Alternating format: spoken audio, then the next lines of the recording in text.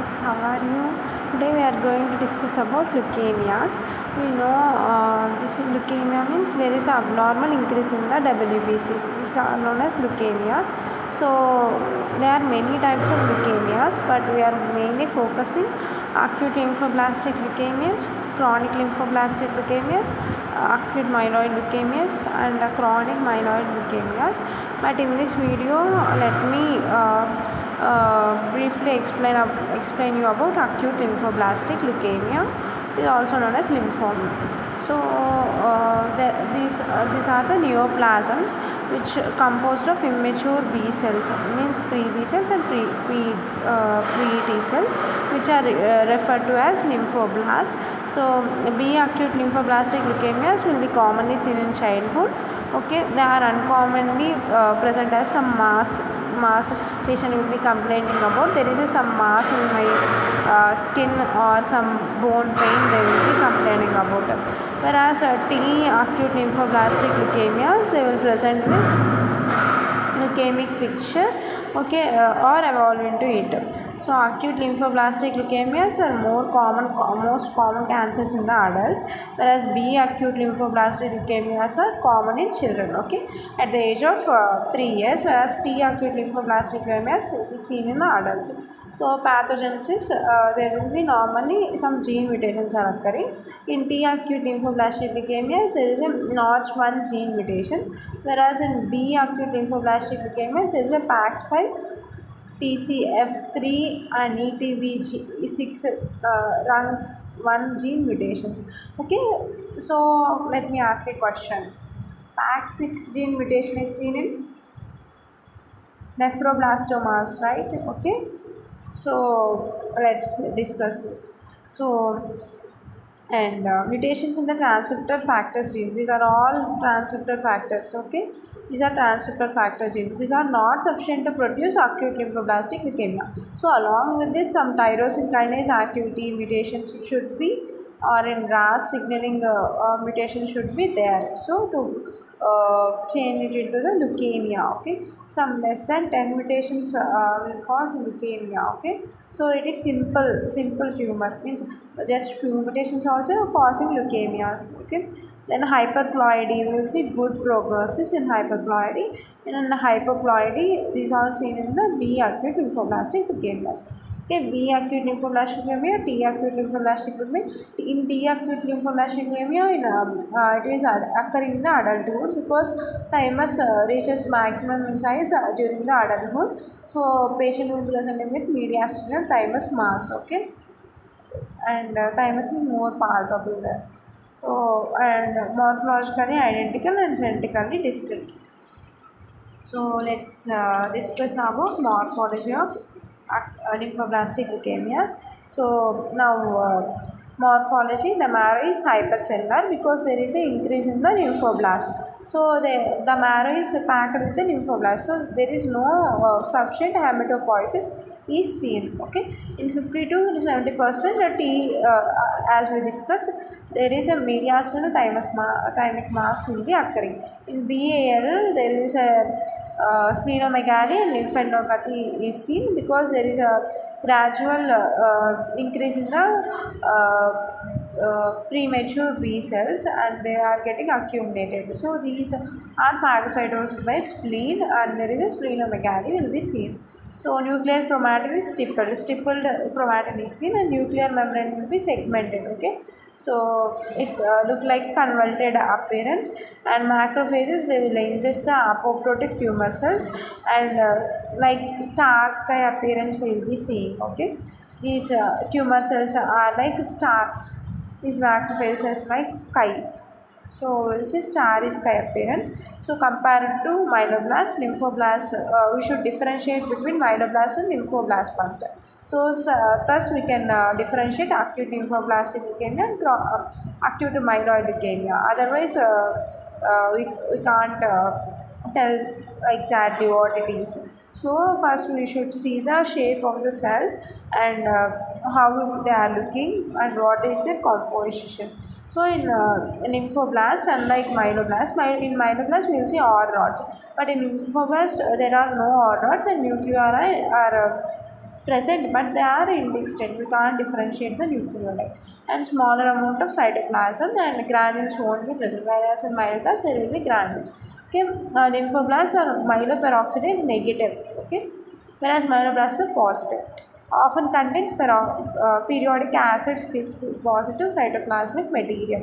So immune phenotype will be immunostaining for terminal deoxynucleotide transferase we will do. Okay, for DNA it has DNase activity. Okay, so it will only in the pre-B and pre-T lymphoblast, and positive in this is positive in 95% cases. Okay, the lymphoblast usually express pan B cell marker CD19 and transcription factor PAX5 as well as CD10.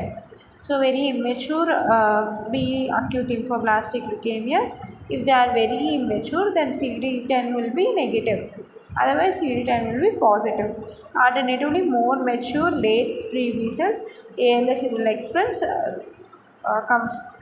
conformly, certainly CD10 will be expressing by more mature late pre-B cells. Okay, CD19 and CD20 also they will express, and cytosolic IgM heavy chain will be expressing by them.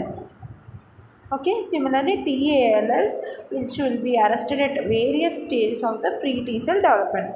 Okay, in most cases cells are positive for CD1, CD2, CD5 and CD7. Okay, the more immature tumors are usually negative for the, as usual before also we saw immature B cells, very immature means CD10 negative. Here also very immature tumors means they are negative for CD3, CD4, CD8.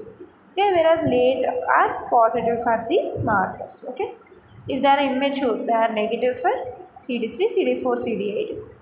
If they are very mature they are positive for those cells. Okay, so what are the clinical features means stormy onset within the days or few weeks of the first symptoms will be due to the bone marrow depression.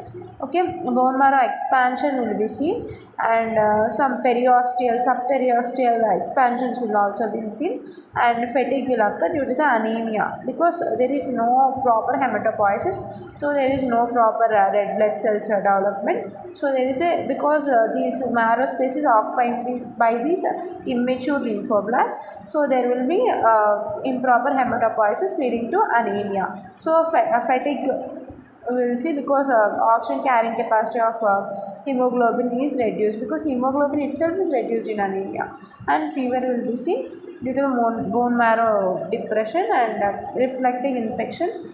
Bleeding will occur due to the thrombus. If platelets decrease, there will be of course bleeding will occur. For minor traumas, minor injuries also we will see bleeding. Okay, massive effects caused by neoplastic infiltration or bone pain.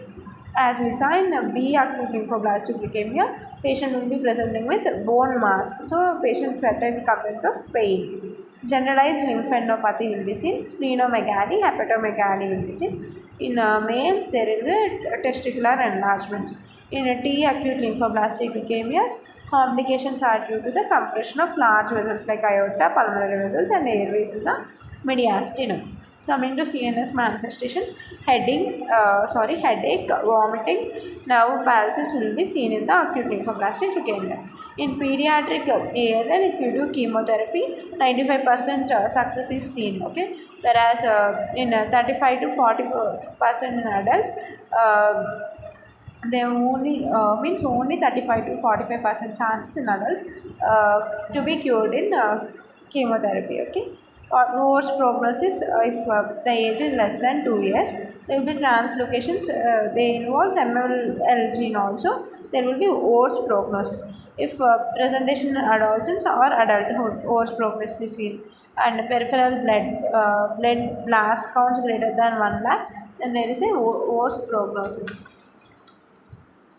Coming to next, so favorable prognostic markers are age between 2 to 10 years, and low WBC count, hyperdiploidy as we saw before also, and trisomy of chromosomes 4, 7 and 10, and presence of translocate between the 12 and 21st chromosome. there is a translocation between 9 and 22. There is a chance of conversion of this acute lymphoblastic leukemia into various different forms. Okay, it will create some fusion gene, so which is active BCR ABL tyrosine kinase. We will see this fusion gene even in case of chronic myeloid leukemia. Okay, so in BAL there is a BCR ABL protein which is usually 190 kilodaltons, and it has a strong tyrosine kinase activity than that found in the chronic myeloid leukemia.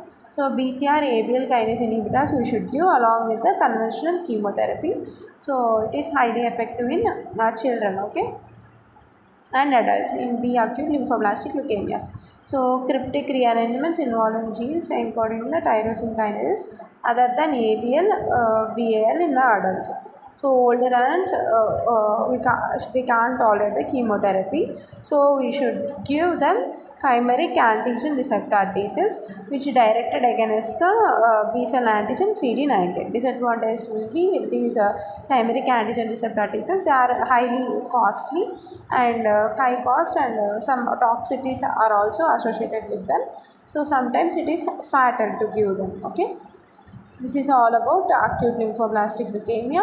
Thank you for listening to me patiently. If you like this video, like, share and subscribe. Thank you. Thank you guys.